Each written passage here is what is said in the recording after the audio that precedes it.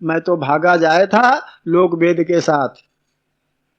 जैसे लोकगीत चलती है, हम भी उसी में चले जा रहे हैं, हम भी चले जा रहे हैं। मैं तो भागा जाए था लोक वेद के साथ, लोक वेद अपना चल रहा है, हम भी उसी में चले जा रहे हैं, चले जा रहे हैं, चले जा रहे हैं, कोई नतीजा नहीं। तो मार्ग में सतगुरु मिला दीपक दीनानाथ, ठीक है ना। तो लोग मेरे साथ चले जाओ, चले जाओ, कोई उसका लाभ, कोई नतीजा नहीं।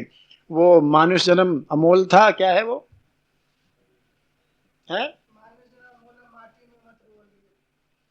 ये मानुष जन्म अमोल जो मिला हुआ है, इसका कोई मूल्य नहीं है, अमूल्य है मानव जन्म। एक मौका दे दिया है परमात्मा ने कि अपने भूलें मिटाओ, जो अनेक जन्मों में कर रखी हैं, पता नहीं किस किस योनियों में भोग करके मनुष्य जन्म में आ गए हैं, पशु योन, पक्षी योन, तिर्यक योन, पता नहीं किन किन योनियों में वहां कोई सुविधा नहीं भूल मिटाने की, क्यों, उनके कर्म निश्चित हैं।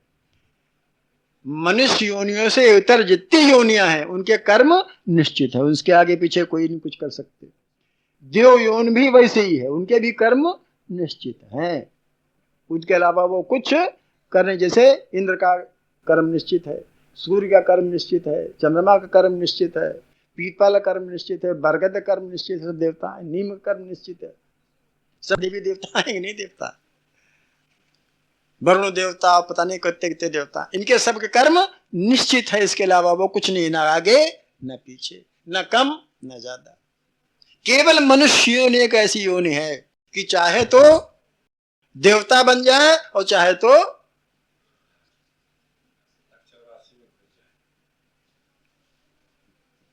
तो शुकर कुकर यूनियन में चला जाए, क्यों भाई, चाहे वो कीड़े जहां विष्टा के कीड़ों में चला जाए और चाहे ऊर्ध योनियों में चला जाए, ये केवल मनुष्य योनि में ही आकर के संतुलित होता है, निश्चित होता है। अपनी भूलें मिटाने का यही एक योनि है मनुष्य योनि, यही एक पीरियड, यही एक समय मिल गया है, मूल समय मिल गया है कि अपनी भूलों को मिटाने का। यो ही व्यर्थ अगर गंवा दिया तो गए, फिर भगवान ने बहुत कृपा करके दे दिया है, मिटाओ अपनी भूलें। रहस्य समझो इस जीवन का, ये जीवन बहुत ही रहस्यपूर्ण है, इस रहस्य को समझो, समझना चाहिए हम आपको सबको कि ये जीवन क्यों मिला हुआ है, मनुष्य जीवन इतना सुंदर, मनुष्य जीवन कैसे मिल गया है, इसको हम यही मिटाए दे रहे हैं, यही मिटाए दे रहे हैं ना। उपयोग करो, सदुपयोग करो। इसीलिए हम बार बार कहते हैं, हर बार यही कहते हैं कि भ्रम को हटाओ। हमने जो अपने भूलें कर ली हैं, भ्रम पैदा कर लिए हैं अपने धर्म और संस्कृति के संबंध में, उनको हटाए बिना ये कुछ संभव नहीं हो सकता, नहीं संभव हो सकता। बात दूसरे धर्मों में तो अलग की बातें हैं, वो तो किसी को मानते किसी को नहीं मानते, उनकी यहाँ मान्यता ही अलग है, लेकिन हमारी मान्यताएं अलग है। हमारी मान्यताएं तर्क पर आधारित है, हमारी मान्यताएं तर्क पर आधारित है, हमारी मान्यताएं विज्ञान पर आधारित है। हमारा धर्म विज्ञान पर आधारित है, इसलिए हमें अपने धर्म को मालूम होना चाहिए, धर्म के संबंध में पता चलना चाहिए। लेकिन कुछ बातें ऐसी हो गई हैं, जैसे आग जलाइए चिंगारी बचती है, चिंगारी तो है लेकिन आसपास उसके राख जम गई। धर्म मूल स्वरूप तो बचा हुआ है, लेकिन उसके आसपास पाखंड, परिपाटी, अव्यवस्था इत्यादि राख जम गई है। चिंगारी भी बाकी, चिंगारी कभी बुझेगी नहीं, क्योंकि विज्ञान है ना, विज्ञान कभी अंत नहीं होता, विज्ञान हमेशा बना रहता है, क्योंकि धर्म हमारा विज्ञान है, इसलिए विज्ञान तो कभी अंत होता नहीं, विज्ञान तो विज्ञान है, विशेष ज्ञान है, वो कभी अंत नहीं होता। लेकिन आसपास उसके पाखंड जमा हो गया है, मूल स्वरूप उसका उस आग में छिप गया है। तो हमें अपने धर्म के मूल स्वरूप को पहचानना होगा, पूजा क्या है इसे जानना होगा। कैसे की जाए इसे जानना होगा। सबसे पहले जानने वाली बात यह है कि पूजा कौन करता है। दूसरे जानने वाली बात है कि हम हैं कौन, हम पूजा करने कौन होते हैं। शरीर पूजा करता है कि कौन पूजा करता है? क्या शरीर पूजा करता है या अंदर वाला जो शरीर के संचालक वो पूजा करता है? यही सबसे पहले भेद जानना पड़ेगा कि भाई शरीर पूजा करता है, आरती करता है, चंदन लगाता है, जो कुछ करता है वो शरीर कर रहा है, या शरीर के अंदर जो शरीर संचालक वो कर रहा है। और एक बात निश्चित जानिए कि दोनों अलग अलग हैं। शरीर अलग है और शरीर संचालक बिल्कुल अलग है। दोनों की जाति बिल्कुल अलग है, दोनों की जाति बिल्कुल अलग है, दोनों गुणधर्म बिल्कुल अलग हैं, लेकिन दोनों के साथ रह रहे हैं। शरीर चलाने वाला उसका गुणधर्म बिल्कुल अलग और शरीर का गुणधर्म बिल्कुल अलग, लेकिन दोनों एक साथ रह रहे हैं, दोनों मिलकर काम कर रहे हैं। और एक बात बताऊं आपको, दोनों अलग कर दिए कोई काम नहीं कर पाएगा। दोनों को अलग कर दीजिए, शरीर को अलग कर दीजिए, शरीर वाले को अलग कर दीजिए, न शरीर वाला कुछ कर पाएगा न शरीर कुछ कर पाएगा। जिस प्रकार से कि मोटर गाड़ी और मोटर के ड्राइवर, जब तक ड्राइवर और मोटर संबंध रहेगा तब तक गाड़ी चलती रहेगी, और ड्राइवर और मोटर रहे लेकिन दोनों अलग अलग कर दीजिए तो गाड़ी अपनी जगह खड़ी, ड्राइवर अपनी जगह खड़ा।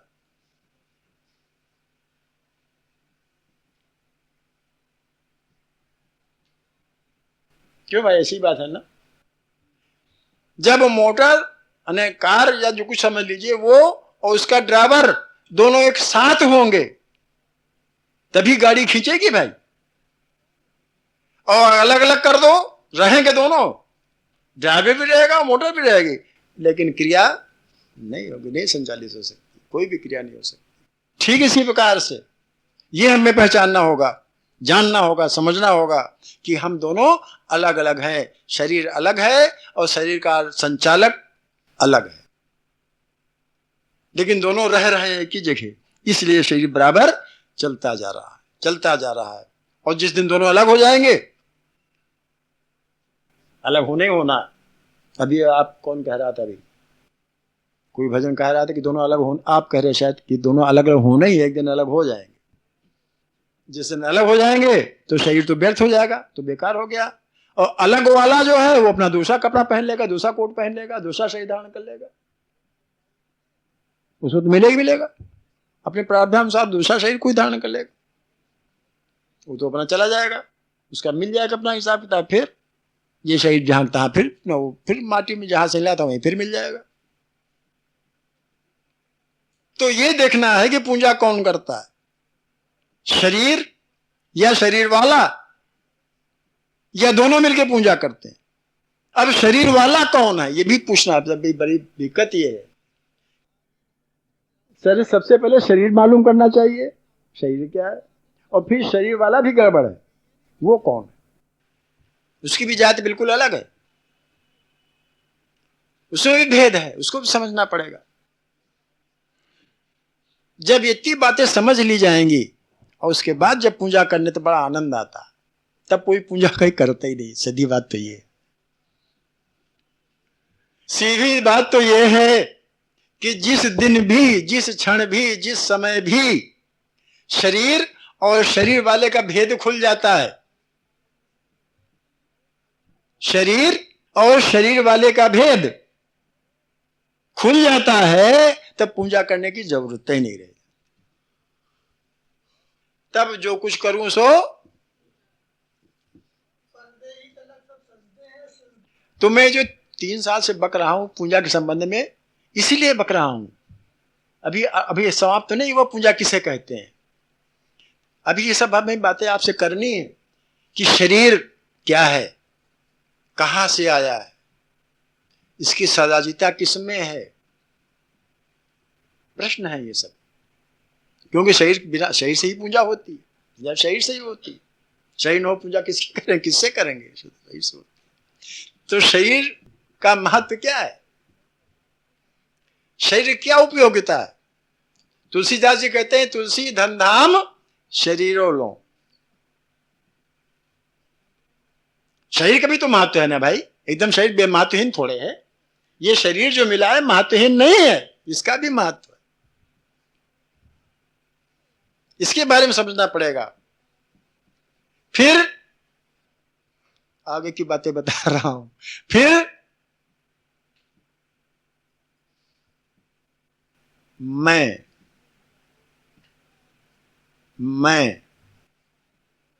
कौन? मैं कौन? कहते नहीं कि मैं विद्वान हूं। कौन विद्वान है? मैं बुद्धिमान हूं। कौन बुद्धिमान है? मैं बलवान हूं। कौन बलवान है? मैं धनवान हूं। कौन धनवान है? मैं ब्राह्मण हूं। कौन ब्राह्मण है? मैं अध्यापक हूं। कौन अध्यापक है? मैं योगी हूं। कौन योगी है? मैं ब्रह्मचारी हूं। कौन ब्रह्मचारी है? मैं हिंदू हूं। कौन हिंदू है? अरे सब बातें पैदा होती है। ये मैं कौन है? मैं हूं, बीच में तमाम लगे हैं। एक सत्य है, मैं हूं, ये सत्य है। मैं हूं, ये सत्य है, और बीच में तमाम बातें लगी हैं। धनवान और विद्वान और ब्राह्मण और क्षत्रिय और अध्यापक और ब्रह्मचारी और जवान और बूढ़ा, ये सब बीच में लगे हुए हैं। सत्य क्या है? मैं हूं। सत्य तो ये है, शाश्वत ये है कि मैं हूं, और बीच में सब लगे हुए हैं। अब इसमें पहचानना पड़ेगा, मैं हूं तो इसमें मैं क्या है, हूं क्या है, ये समझना पड़ेगा। मैं क्या है, हूं क्या है। और एक बात बताऊं, बहुत सुंदर बात है, बहुत सुंदर बात है, जरा समझने की बात है। जिस दिन मैं निकल जाएगा, जिस दिन भी मैं निकल जाएगा, हूं का है रह जाएगा बस। जब तक मैं है तब तक हूं है। जिस दिन मैं निकल गया उस दिन सिर्फ है और कुछ नहीं।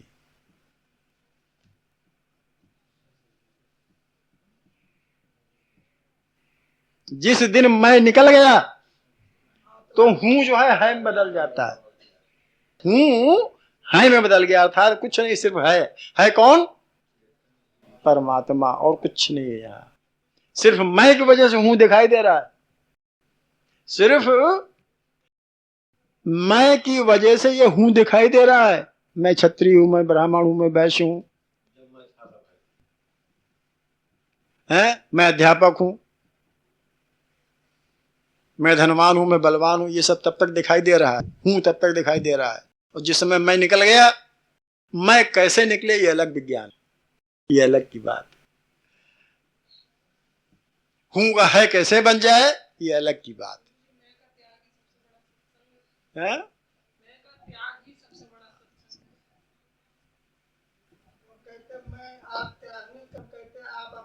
व्यवहार में लाना कोई कठिन नहीं है। कठिन कर डाला और कठिन लगता है। जब कोई काम सीखने बैठो तो बड़ा कठिन लगता है। विद्या पढ़ने बैठो तो बहुत कठिन लगती है। हमने देखा है कि औरतें सूटर बिनती जाती हो, काम करती जाती। हमें तो फंदा ही नहीं डालने पड़ेगा, हमें आते ही नहीं। हमने देखा ना कि काम हाथ चल रहा है और अपने बातें भी हो रही हैं और सब काम हो रहा है, तो कैसे होता है? हाँ हाँ, हम तो ताजुब करते हैं कैसे हो रहा, लेकिन हो रहा है। जो जिसने कर लिया उसके लिए आसान हो गया।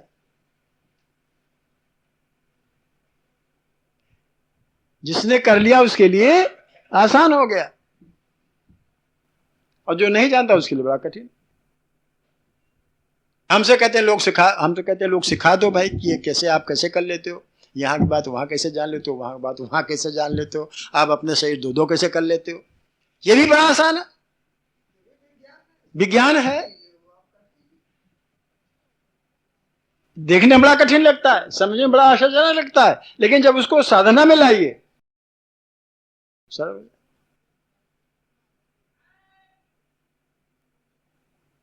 कोई विशेष बात नहीं, बड़ा आसान है। लेकिन उसके लिए थोड़ी सी भाई मेहनत करनी, जैसे शूटर बनने के लिए मेहनत करनी पड़ती, जाना पड़ता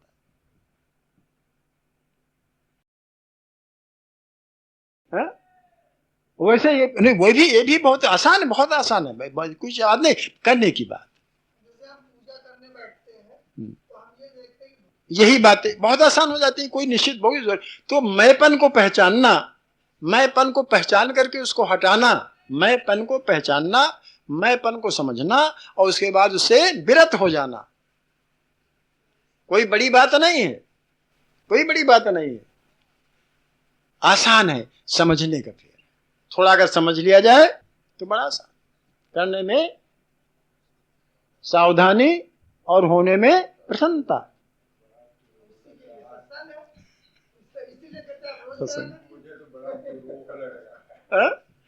दुरूह नहीं है, कोई दुरूह नहीं, काम करना आरंभ कर दीजिए, कोई दुरूह नहीं। हम भी जब करते थे मैं बड़ा दुरूह लगता था। अब कुछ कठिन कुछ भी नहीं है, समझा भगवान केवल देखिए राम में दृष्टि।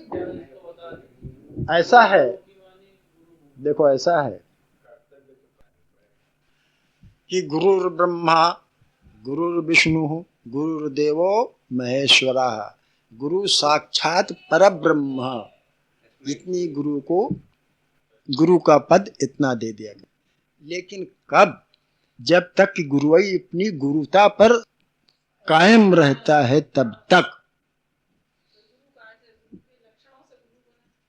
और जब तक गुरु अपनी गुरुता पर कायम रहता है तब तक वो साक्षात परब्रह्म। लेकिन अगर गुरु ही स्थिर न रहा, अपनी गुरुता भंग कर दी, तो फिर गुरु तो उसे गुरु की परिभाषा ही नहीं रहेगी। वहां गुरु द्रोणाचार्य ने लालच में आकर के, प्रभाव में आकर के, जब इतने शक्तिशाली थे कि 30-30 जन्म 100-100 जन्म तक का उनको मालूम। एक बात ये समझ लीजिए, सबसे पहली बात ये हुई, गुरु एक तरफ, ठीक, भगवान एक तरफ। गुरु कितना ही बढ़ जाए ब्रह्म के समान हो सकता, ब्रह्म नहीं हो सकता। गुरु कितने बढ़ जाए ब्रह्म के समान हो सकता, ब्रह्म नहीं हो सकता। उल्टा नाम जपा जग जाना, वाल्मीकि भय ब्रह्म समाना, ब्रह्म नहीं हो पाए। और उल्टा नाम नहीं जपा उन्होंने, ये हमारी भ्रम है। वो उल्टा अर्थात जो रास्ता वो जा रहा था उस रास्ता को उसने छोड़ दिया, उल्टा रास्ता अपना लिया। उल्टा मतलब नहीं होता उल्टा मारा मारा कहने लगा, ये गलत हम अर्थ लगाते हैं। उल्टा यानी जिस रास्ता जा रहा था उसे उल्टा, उल्टा रास्ता अर्थात भगवान का रास्ता पकड़ा, सात्विक रास्ता पकड़ा, तामसिक रास्ता छोड़ करके सात्विक रास्ता पकड़ा, उल्टा। तब नाम जपा, संसार ने यही जाना। तो वाल्मीकि भय ब्रह्म समाना, ब्रह्म के समान हुए, ब्रह्म नहीं। गुरु साक्षात परब्रह्म, ठीक है ना। गुरु कितो भी इंसान हो, भगवान गोस्वामी जी ने हमें उस दिन में कहा था, लिखा था कि जीव के ब्रह्म समान, जीव की ब्रह्म समान। क्रोध की बिनु अज्ञान, क्रोध की, यहां आप तो जानते हैं रामचरितमानस, क्रोध की बिन, क्रोध की द्वैत बिनु, हाँ, क्रोध की द्वैत विद्य बिनु, और द्वैत के बिनु अज्ञान, और नहीं माया बस पर छिन्न जीव, ये जीव ईश के समान। कि जीव के तो बढ़ जाए लेकिन भगवान की समानता नहीं कर सकते। हाँ, माया बस पर छिन्न जड़, जीव की ईश समान। जीव जो है कभी भी भगवान की समानता, कितो बड़ा हो जाए, कितो बढ़ जाए, कितो बढ़ जाए, जहां पड़ जाए, लेकिन वो ब्रह्म के समान नहीं हो सकता। ठीक है, एक बात। एक जगह उन्होंने कहा कि जब सबके रह ज्ञान एक रस, जब सबके रह ज्ञान एक रस, तो जीव ही ईश ही भेद कहो कस। अर्थात ईश्वर और जीव में नहीं है भेद, निश्चित रूप से। अगर ना हो तो भेद कैसे हो सकता है ईश्वर जीव में? एक रस ज्ञान सब में नहीं रह सकता। अर्थात गुरु एक तरफ, पर ब्रह्म परमेश्वर श्री कृष्ण एक तरफ। ध्यान से सुनिएगा। आप कहते हो गुरु भाई कहां चली गई उसकी? पर ब्रह्म परमेश्वर किसकी तरफ? न्याय की तरफ, सत्य की ओर, धर्म की ओर। तथा कथित गुरु जो कभी थे पहले, तथा कथित गुरु जो कभी पहले थे, वो किधर? अधर्म की तरफ, अन्याय की तरफ।